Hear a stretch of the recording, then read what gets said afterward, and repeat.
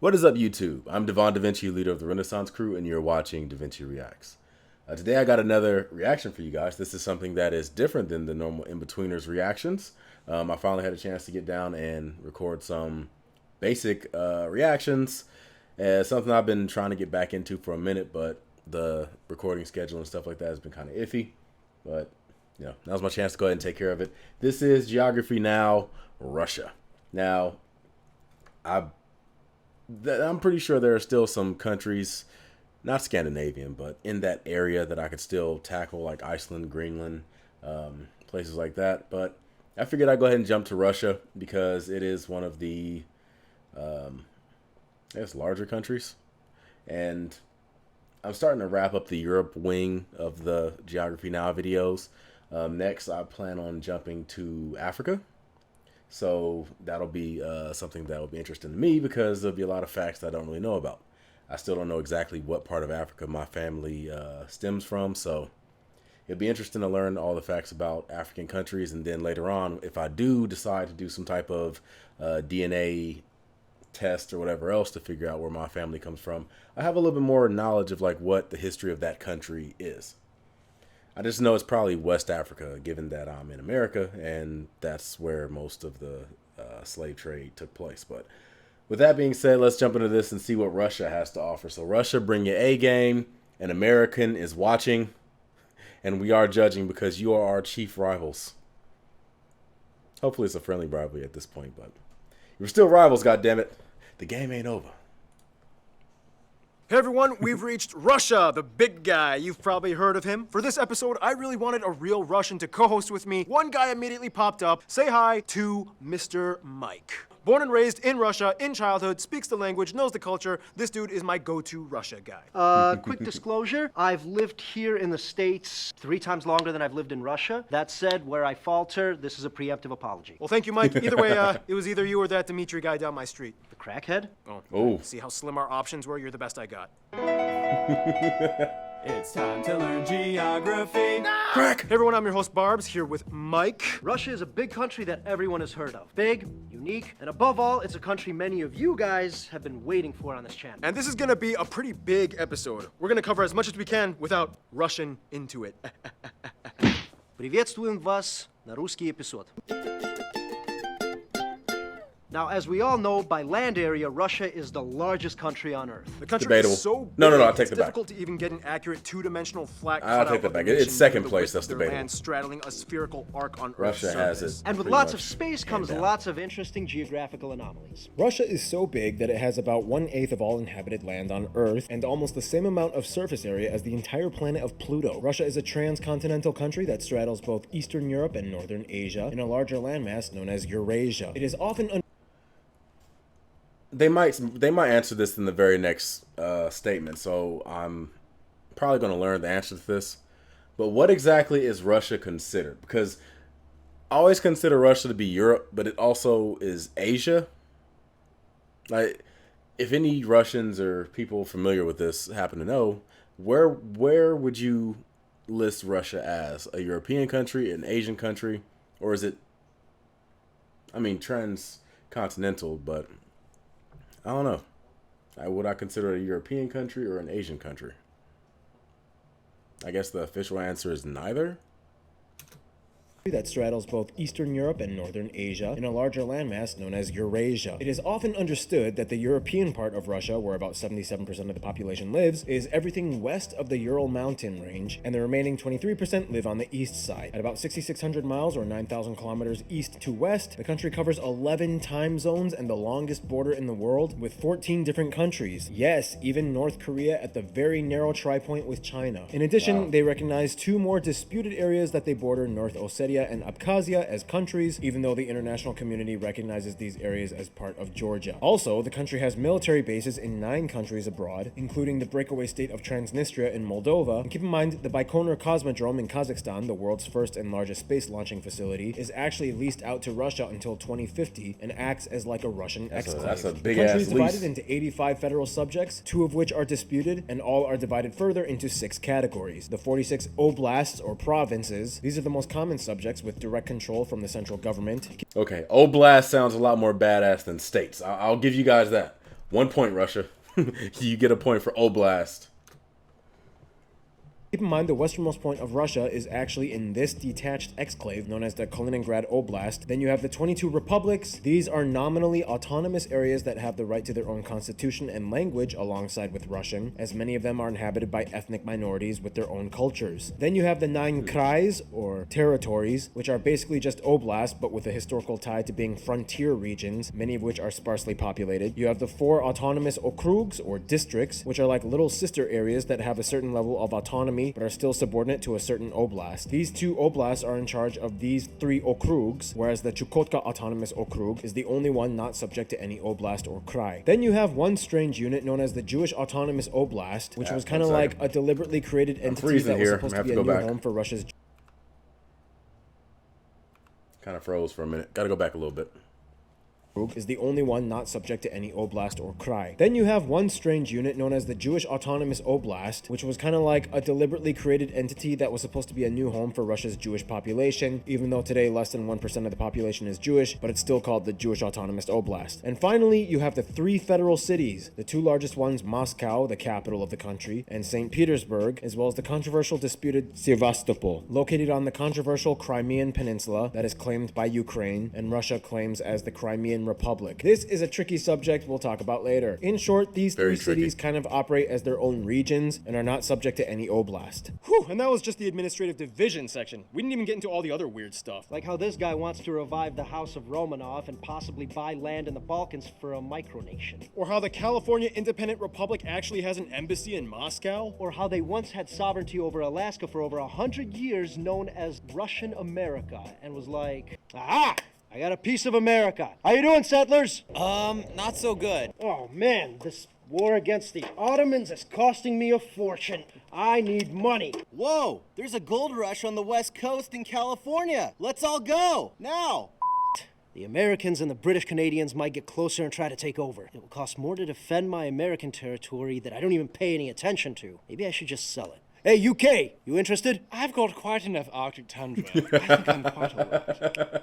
USA? All that frozen, useless land, you better sell it to me for cheap. And that's how they sold it for only 7.2 million, which by today's inflation rates would be equivalent to about 130 million or about 2 cents per acre. Yeah, that's crazy. Russia kind of got its general land territory we know today from the conquests, mostly from Cossacks that ended in the late 17th century, led by this dude. What is a Cossack? Well, long story short, it's kind of like this. I'm so sick of this pent-up aggression. I just need to get out of this town and get in a fight or something. Hey, you're an intrepid guy with a death wish who probably wouldn't mind maybe dying. How would you like to go out and get paid to do that for my country? How? Just like go out, make alliances with the locals, or I don't know, kill them. Just give me more land. It's an adventure. Like a mercenary or something. Let's not call it that, but something like that. And that's basically how Russia grew from this to this. A little bit, pretty much manifest destiny. You know, I guess that's another thing us and Russians have, you know, in common. You know, we like to pick on people that aren't as organized by just, you know, taking over shit. So, kudos, Russia. You and America, we both have that in common. Yay.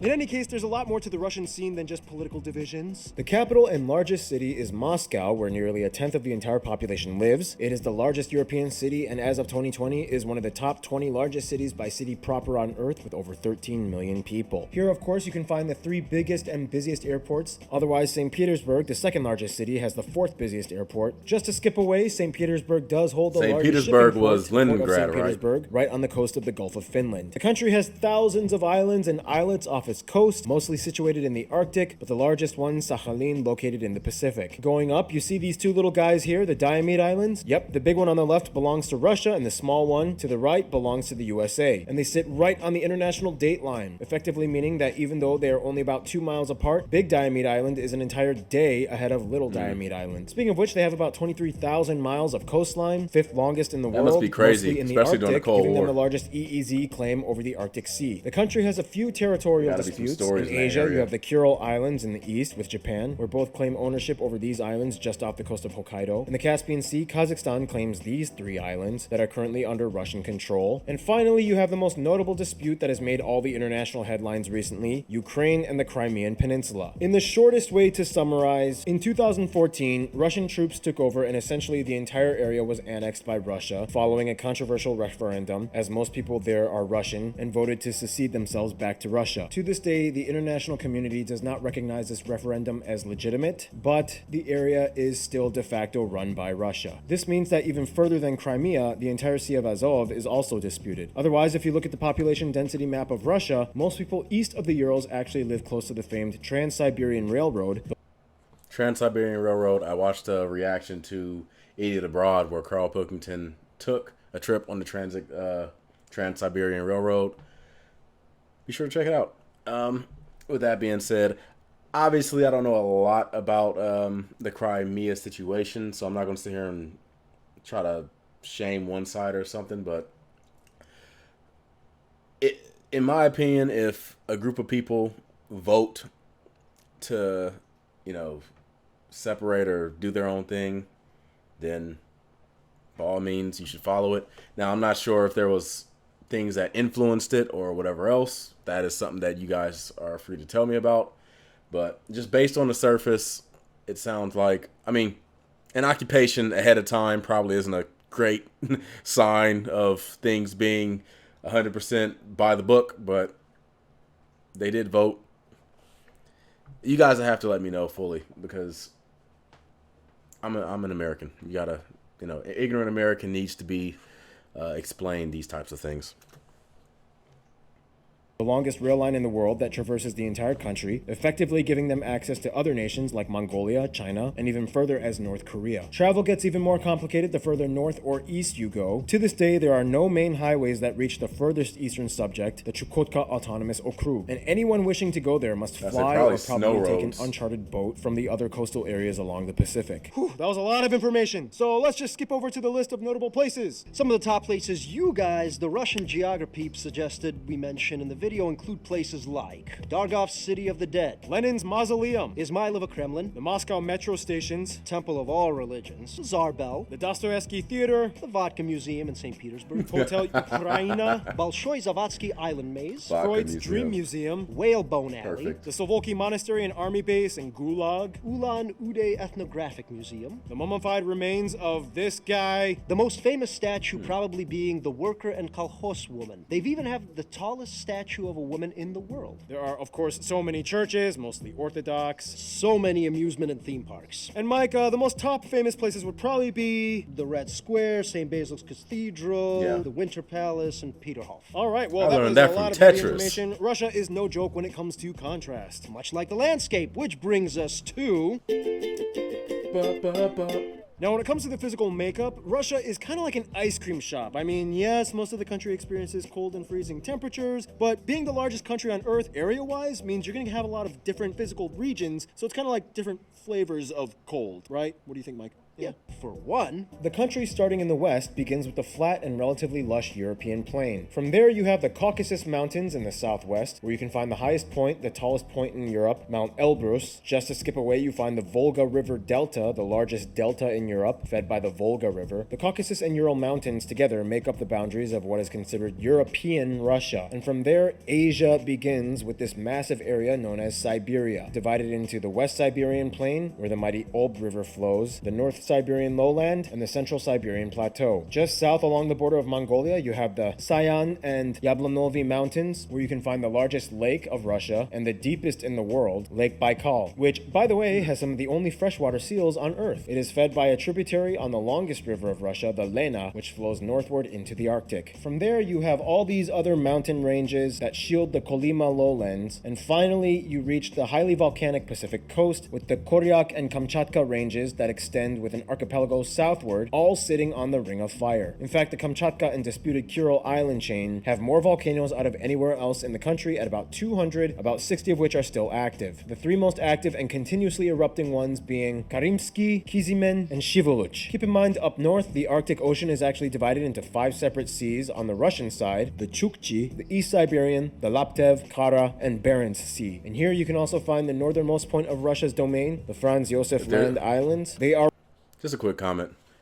If the Barents Sea has any bears that live in that area, wouldn't they be called the Barents Sea Bear? I'm sorry. That was stupid. I should have said it. My bad. Dumb reference. But I had to make it. Sea. And here you can also find the northernmost point of Russia's domain, the Franz Josef Land Islands. They are right above Nova Zemlya, which has the largest glacier in Europe, and also the site where the largest atom bomb ever was dropped. Fun fact. Amidst all this land, about 60% of it is classified as being part of the Siberian taiga or taiga forests, which are forests situated in colder climates. They got a forest called taiga.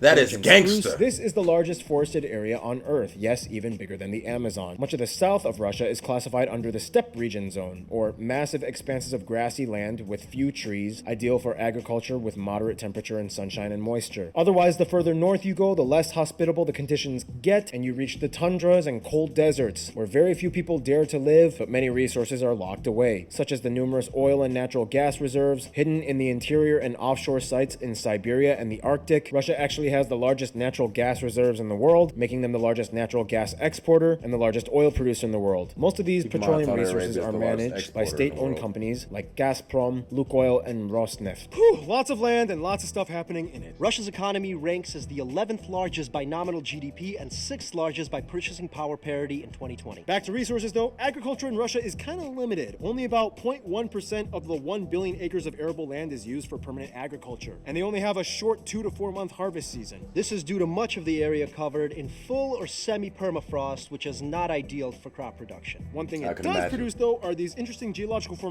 known as pingos, which implode into massive craters, which fill up into ponds, making the landscape the most trypophobic triggering region on Earth. Oh, get it away from me! All the strange cold water and wind erosion is also the reason why Russia has incredibly distinct remote rock formations found all over along the taiga and steppe regions. This means almost all farming happens in the southern areas of Russia, where the climate is slightly warmer and accommodating. Nevertheless, even with the limited industry, Russia still ranks #1 in producing certain crops such as buckwheat, barley, oats, sugar beet, currant, gooseberries, and raspberries. In addition, they are the largest palladium and diamond producer in the world. When you think of Russia immediately, you think of cold. I mean, Yeah. they do have the coldest inhabited town on Earth. But Russia actually has the largest temperature range on Earth recorded as well. The town of Verkhoyansk can go from 37 degrees in summer to -68 in winter, making a 105-degree difference. Technically, the fringes of the Caspian Sea in the south are also thought considered Ohio was bad. semi-arid desert zones, making them some of the warmest regions in all of Russia. And some of the surrounding landscapes you could swear were in northern Africa or the Middle East, with sand dunes and camels. And speaking of camels, animals. The country has over 260 mammal species and nearly 800 bird species. Animals you may have heard of, such as the Siberian tiger, Asiatic black bears, Eurasian lynx. In the tundra regions, you can also find polar bears, reindeer, walruses, narwhals, Arctic foxes. In the warmer areas, you have wolverines, as well as that strange saiga antelope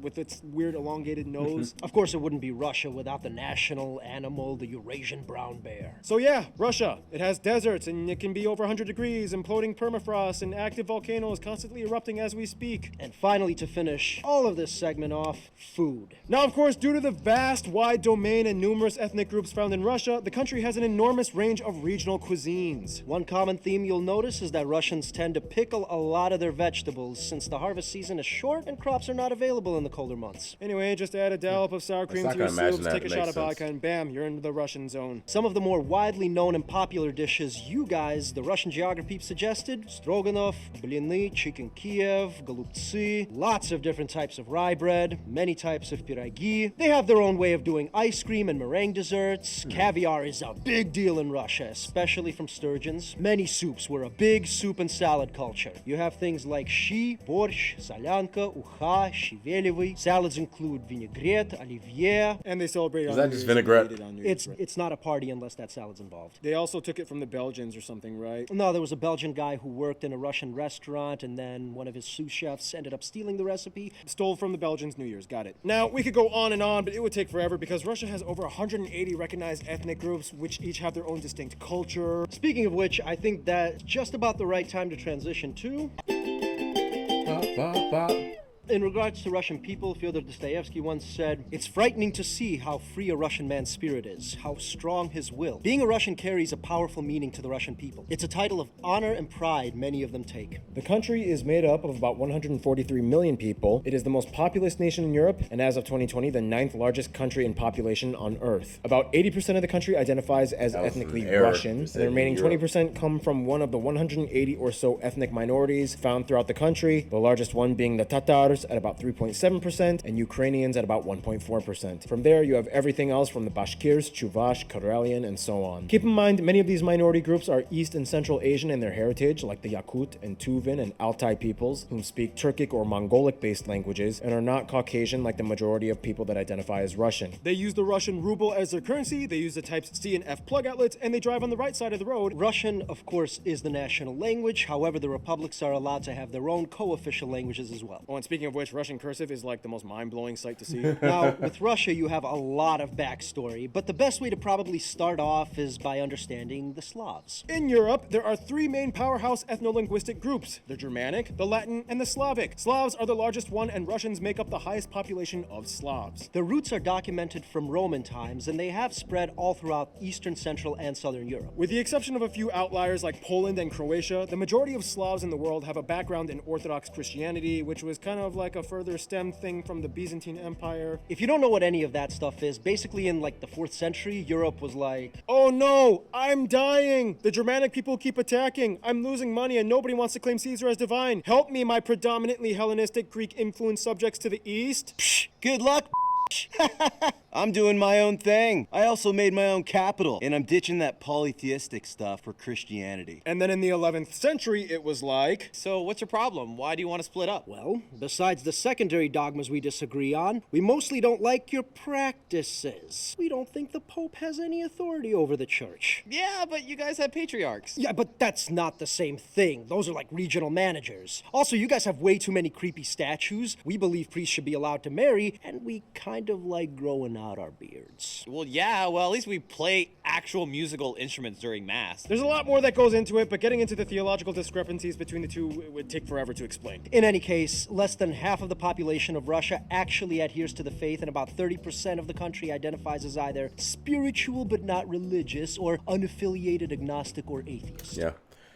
I would imagine that that number is probably the same in America. Despite the fact that a lot of people like to claim to be Christian, I'm willing to guarantee they don't do the things that would be considered Christian.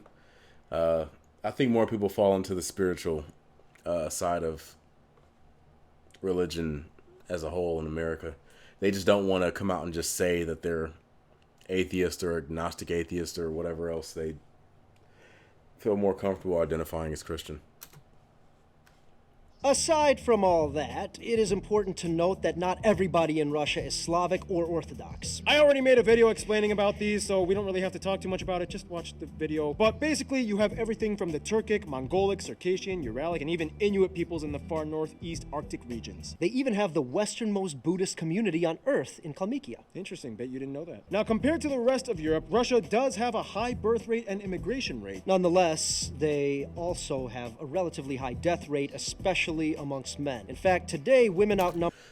Don't get me started on that stuff, because I don't know if they're directly like based in Russia, but isn't that where like Mustang Wanted or whatever the channel is from?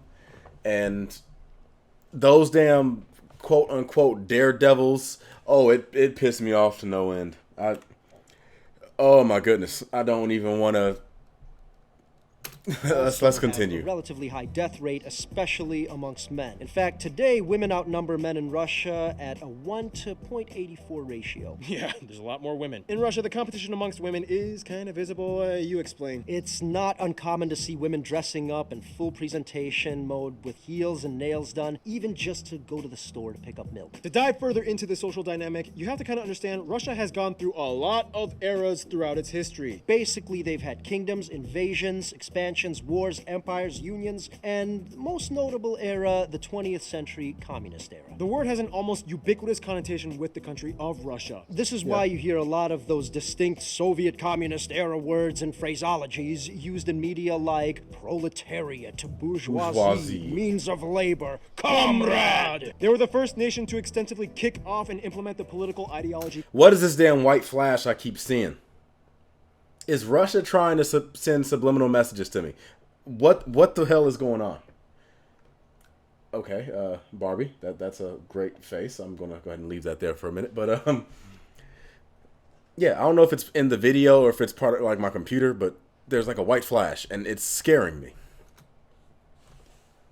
Comrade! They were the first nation to extensively kick off and implement the political ideology constitutionally after the October Revolution, and furthermore, they spread it abroad. I mean, that's kind of what the whole Warsaw Pact and Eastern Bloc things were during the Cold War, and it goes even further than that. All right, we just destroyed those Nazis. Awesome job, man. You know, Russia, it was really cool working with you. You're all right. Yes, my drug. It was quite pleasure destroying real enemy. Well, I guess my European friends and I should help Germany set up a free market system, privatize their corporate policy, and stimulate the cash flow through competitiveness to get them back on their feet. No. Me and my friends will help set up collective system that mobilizes and encourages proletariat to function efficiently by state regulations with no independent red tape loopholes. Oh, shit. Is this really happening? Da. I believe it is. I take east, you take west. And in the 50s, it was like... I influence north, you influence south. And in the 70s... I support north. I support south. And so on. Which begs the question, what exactly is communism? Although there are many schools of thought and varying definitions, in the shortest way of summarizing, communism is a philosophical, political, social, and economic ideology and movement derived much from the writings of Karl Marx. The ideal ultimate goal is to establish a common ownership and means of production by the people and the state. Or in the simplest form, you don't technically own anything, everyone technically owns everything on paper. But the state gets first dibs and distributes what it deems as most efficient, technically, kind of, but not. It's weird. It's weird. Anywho, after the fall of the Soviet Union in '91, they changed their system of operation. Legislatively, on paper, Russia classifies itself as a federal dominant party, semi-presidential constitutional republic, with an emphasis on a heavily state-run economic model and Russian conservatism as a popular ideology. This party,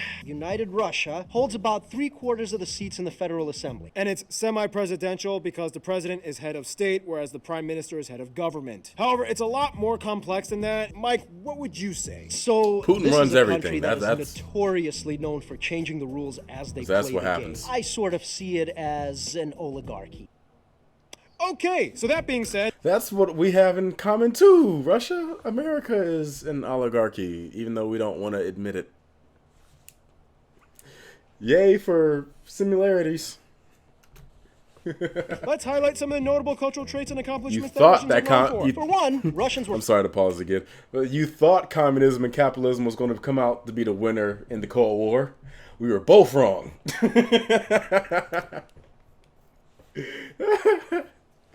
That being said, let's highlight some of the notable cultural traits and accomplishments that Russians are known for. For one, Russians were pioneers in the space race and kicked off the age of space exploration. Here's my buddy Destin from Smarter Every Day talking about it. All right, Paul, if you're going to talk about Russia, you've got to talk about aerospace engineering because they are impressive.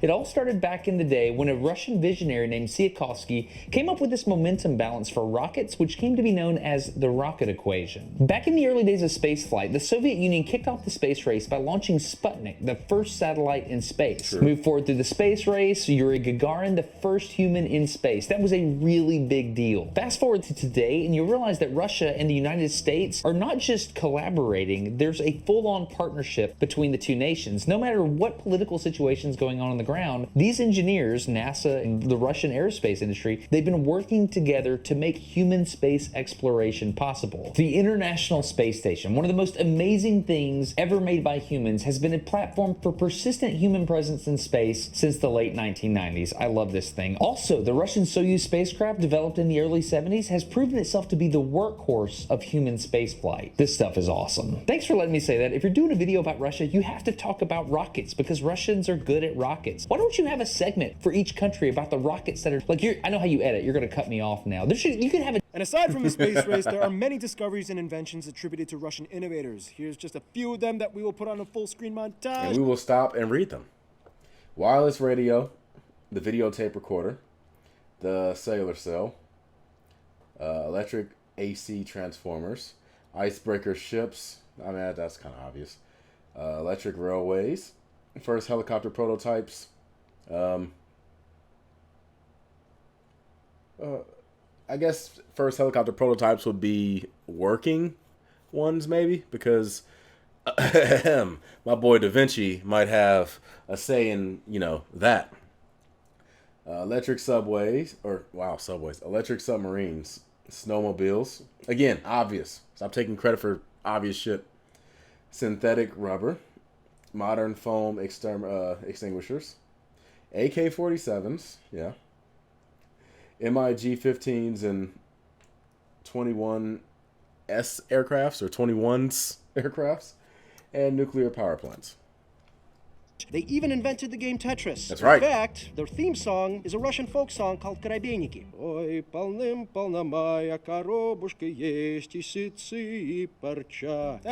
This dude Mendeleev also created the earliest form of the periodic table, and some elements are actually named after Russians and Russian places, including the guy himself. They're also the pioneers of stem cell research and numerous surgical procedures like heart and lung transplants. Even amongst the diverse republic areas, there are some universal Russian customs and traits that transcend regional boundaries. All Russians take holidays and festivals very seriously and enjoy their times of celebration. Christmas was effectively brought up to New Year's, and instead of Santa Claus, they have Ded Moroz, basically translates to Grandfather Frost. Later iterations give him a little sidekick, Snegurочка. Otherwise, all over you have other festivals celebrated like these. Women's Day is a huge one. Your It's a sidekick common is a misconception hot woman. that Russians Ours is are a damn genetically acclimated reindeer to with the a runny cold. red nose. Explain. We just handle the cold better because we bundle up better. But you guys do have that like banya sauna culture, and you guys jump into the ice water a lot, right? Oh yeah. In addition, Russians are known for excelling in a range of sports, most notably ice hockey, wrestling, figure skating, and gymnastics. They have consistently ranked high in the Olympics and ranked the #1 medal winners twice for the winter seasons of 1994 and 2014, where they hosted in Sochi. Which has a stream of following controversies. Yeah. Chess is a huge part of their culture. The game of cold Oh, yeah, logic don't- rewards cunning and has always spoken to the Russian. Yeah. Some of the top chess players in the world have come from Russia. The 1830s Romantic era was sort of seen as like the golden age of Russian writing. Some of the top notable authors like Dostoevsky, Tolstoy, Chekhov, given the honor and prestige of Russian literature. Russians have an incredibly long Rolodex of folk music that dates back centuries, And many native instruments are still used to this day, like the bayan accordion, the sviral flute, strings like the domra, guzli, and the most famous of all of them, the triangle-shaped balalaika. every region has their own style of dance. But the most internationally River well-known dance. styles probably being the troika and prisyatka. Russians know how to put on a show. River dance. World-renowned Russian ballet has been That- operating that's since the late 17th actually century, like Ireland and or everyone something. knows that Russians are My some bad. of the best circus performers in the world, excelling in acts like juggling, acrobatics, contortion. Russia has many artists spanning across a Most wide famous dance is spectrum the of one that genres, Zangief movements, was and doing at the styles. end of Street Russia Fighter also 2. has a history of animation. It wasn't until 1935 that Soyuz Multfilm, Russia's largest animation studio, was started. We all grew up on this. Ну погоди, спокойной ночи, малыши, Чебурашка,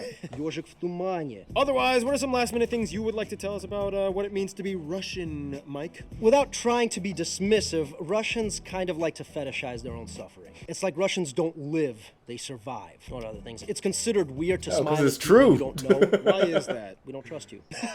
Never give a knife as a gift. It's seen as a severing of ties. Russians are a very hospitable folk. Many Never will give a knife invite for you into their anything. homes and Let will that- display let either that be the sadness or message. offense if you refuse. Once you've made it in, they will often bribe you to stay with things like tea, conversation, booze. In Russia, middle names are not chosen by their parents. You are born with one. It is your paternal name. So my father's name is Yuri, therefore my middle name is Yurevich. And that applies to women as well. Absolutely. Oh, okay. Women, you get a male name for your middle name. All right, and with that said, here's a brief condensed history of Russia. Early dispersed Slavic tribes. Rurik the Rus unifies them. The Kievan Rus. Vladimir the Great. Mongols invade. Ivan the Great. Ivan the Terrible. House of Romanov begins. Peter the Great. Catherine the Sounds Great. like Ivan Crimean went to the War. dark Serfdom side. abolished. Alaska sold to the U.S. Russo-Japanese War. World War I. Rise of the Soviet Union with Lenin's Bolsheviks. Royal Romanov family is deposed. As depicted by that incredibly accurate cartoon, Communism! Lenin dies. His body is weirdly involved and put in display, but okay. Stalin dictator years. World War II. Germany breaks agreement and tries to invade Russia. Big mistake. Cold War begins. Nuclear arms race and space race with the USA. Cuban Missile Crisis. Summer Olympics in Moscow. Gorbachev reforms and wins a Nobel Peace Prize. Boris Yeltsin wins first popular presidential election. Fall of Soviet Union. Chechnya unsuccessfully tries to break away. Putin voted in for the first time, serves 2 terms, then after a brief hiatus, voted in a 3rd time. Business and digital era boost Russia's economy. Georgia-Russia War. Russian troops take over Crimea. Controversial referendum. And here we are today. And there's a lot more we could have expounded on, but there isn't enough time, so if you'd like to add anything, please write it in the comments. In any case, we've already mentioned some famous Russians in this episode, but here's a list of some more notable Russians, historic and modern. Some of the most famous authors include people like these, but the most famous ones might be Alexander Solzhenitsyn, Vladimir Nabokov, Nikolai Gogol. a lot of famous actors and directors, but some of the top ones being people like Klara Rumyanova, Anatoly Papanov, Vladimir Vysotsky, Andrei Mironov, Anton Yelchin, Alla Pugacheva, Valery Syutkin, Boris Grebenshchikov, statesmen and war heroes like Alexander Nevsky, Georgy Zhukov, Mikhail Kutuzov, Valentina Tereshkova, Vasily Zaitsev, Alexander Pakryshkin, tons of athletes like these. Lev Yashin, Olga Korbut,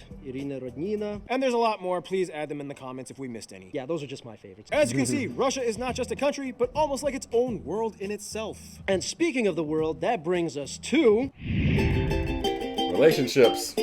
Now, with Russia, diplomacy has played a very unique role throughout the past few centuries, even before Cold War times. As a transcontinental nation, they've always had freezing. their hands in both European and Asian affairs, but it doesn't really stop there. For Africa, 7 countries had governments that were actually influenced by Marxist ideologies brought in partially by Russians during Cold War times. These countries developed the closest ties diplomatically with Russia. It also explains why the flags of Angola and Mozambique have images inspired off of the former Soviet hammer and sickle emblem. In Asia, things go all the way back to the era of expansion when Russia was conquering lands east of the Urals. Today, 4 countries in Asia are categorically classified as either constitutionally communist or led by a communist party, primarily influenced by what was back then communist Russia. They are China, North Korea, or the DPRK, Vietnam, and Laos. Russia is one of the few countries that had ties to North Korea after the Korean War, as they influenced certain aspects of their Juche ideology, and even during the most isolated years, Russians still had relatively easier access to North Korean travel and business. During war times, Russia also played a pretty strong role in the influence of various sides in Laos, Cambodia, and Vietnam. Today, Vietnam is one of the favorite hotspots for Russian tourists in Southeast Asia. With China, relations are generally amicable, although in the 50s there was the massive Sino-Soviet split in which China was like, look, Russia, it's cool you introduced the concepts, but we're going to run communism our own Chinese way and we don't need you to chime in anymore. Nonetheless, today China is one of their closest allies and biggest trading partners. Which is interesting because with India, relations have been relatively good after the Indo-Pak War, in which Russia sided with India against Pakistan, who is an ally with China. And today, Goa is a huge hotspot for Russian tourists as well. Either way, all 3 are members of the BRICS countries, which also include Brazil and South Africa. 5 emerging world regional powers that have agreements on things like mutual benefit and development. Cuba and Venezuela are probably the best Latin American friends, Cuba being the only country in the Americas that fully adopted communism and played an important role in the Cold War tensions. With Venezuela, it's a little complicated. Under the Chavez years, Russia was close with trade and military cooperation, but after his death, Russia vied to support the succeeding Maduro presidency, which was seen as invalid by many across the world. And from there, things got even more complicated amidst the protests, and Russia vowed to support Maduro's side even more if military action was required. The USA is like the forbidden friend, shaking hands together with both fingers crossed behind their backs. Politically, everything has to be incredibly strategic, and not all the rules apply when they play. After the Cold War ended in 1991, relations warmed significantly, but then the US involvement in Central and Eastern Europe made Russia distrustful again, especially with the 1999 NATO interventions in the Balkans. From there, it's a back and forth ping pong game. I'll set up missiles in Poland, I'll build a base in Venezuela, I'll flirt with Ukraine, I'll give asylum to Snowden, and so on. As people, though, the Russians and Americans actually get along pretty well. The USA has the fourth largest population of Russians in diaspora, and many famous Americans have Russian ancestry. When Americans meet a Russian, they might curiously ask questions about what being Russian is like, but at the end of the day, they enjoy the same drunken shenanigans. Ukraine is kind of like the best frenemy with Russia. They have the largest population of Russians outside of Russia at over 8 million, and it is incredibly complicated. Putting all the controversial areas aside like Crimea and Donetsk, Ukrainians and Russians may not always get along on paper, but they have an incredibly long history and they understand each other very well. It's even more interesting when a Ukrainian and Russian marry each other. When it comes to their best friends, however, most of you guys, the Russian geographers, mention 3 countries: Belarus, Kazakhstan, and Serbia. Serbia, in essence, is kind of seen as like Russia Junior with a little Balkan spice. Both were once communist powers in their own right, both follow the Eastern Orthodox branch of Christianity, both write in the Cyrillic alphabet with few differences, both are opposed to the whole Kosovo thing, and Russians are welcome with open arms in Serbia. Serbians even sometimes say they are one of the 300 million, referencing the entire Russian global population domestically and abroad. Kazakhstan and Belarus have always had close ties, and the Russian language is even co-official in their countries, and both were former USSR states. Kazakhstan has the second largest population of Russians abroad at over 3.6 million, and they are kind of seen as like the breadbasket country to Russia, as their environment is more suitable for agriculture. Many food supplies come to Russia from Kazakhstan. Belarus is like Russia's girlfriend, who takes many cues from her boyfriend's lifestyle. The heads of state even play hockey together. The majority of Belarusians actually speak Russian instead of their native tongue Belarusian. This in return, however, has kind of prompted a sort of re-Belarusification period for the country, and they are now trying to reclaim their roots instead of just imitating Russia. Nonetheless, Belarus will always be one of Russia's biggest cheerleaders. In conclusion, Mike, I think you should take this.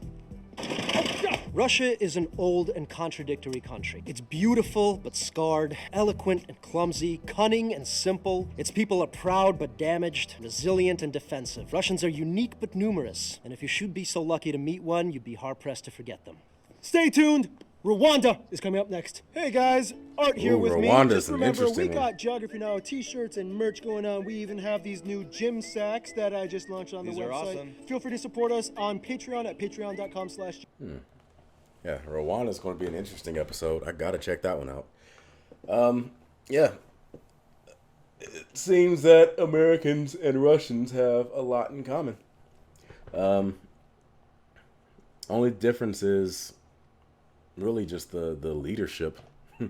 It's funny because I don't know if this is seen the same way in Russia, but in America, we tend to be just as critical and hate our leadership as much as other people hate our leadership. The same way some people look at America across the world, we kind of look at our own leadership like, yeah, this is some bullshit. But like I said, it's an oligarchy. But what can you say? Only thing that's going to change it at this point, I think, is going to be a damn revolution or something. But hopefully it'll be a peaceful one. Now I'm going to stop talking before I end up getting flagged by my government and end up with some type of list. But with that being said, I hope you guys enjoyed this video. Like I said, we have a lot in common. Russian citizens. Over in America, we tend to stereotype Russians as being very tough, very drunk. But it's like, you throw a Russian in the woods, they could be a 5-year-old child. They'll come back with a damn bearskin coat and damn resistance to cold weather. Like nothing messes with Russians. Matter of fact, Russians automatically have like they already have like a stereotype of being like extremely tough, not just survivalist, but like someone you don't want to mess with. Oh, they're Russian. You don't want to mess with them. Like, that's usually how it tends to go. It's like, yeah, they're Russian. They're on a whole nother level of, like, don't mess with them. Like, you punch a Russian in the face, they'll just, like, look at you and be like, what the hell was that? What was that for? But with that being said, I'm going to go ahead and wrap this up. I am Devon DaVinci. I hope you guys enjoyed this video. If you did, make sure you hit that like button, subscribe, and share. I will be checking out other, I was about to say Idiot Abroad videos. I will check out some more Geography Now videos. Like I said, I'm probably going to jump over to Africa, unless there's any other countries in Europe that you are really hard-pressed on seeing me do a reaction to. Now, I don't want to like react to everything on their channel, of course. I want to encourage you guys to go over there and check that out yourself, but some of the more prominent countries I would like to learn more about. And on my own time, I'll look up the smaller countries just to, learn more about the world, because Americans do have a reputation of not being very versed when it comes to world history. So I'm just doing my part to help change that stereotype. So I'm Devon DaVinci.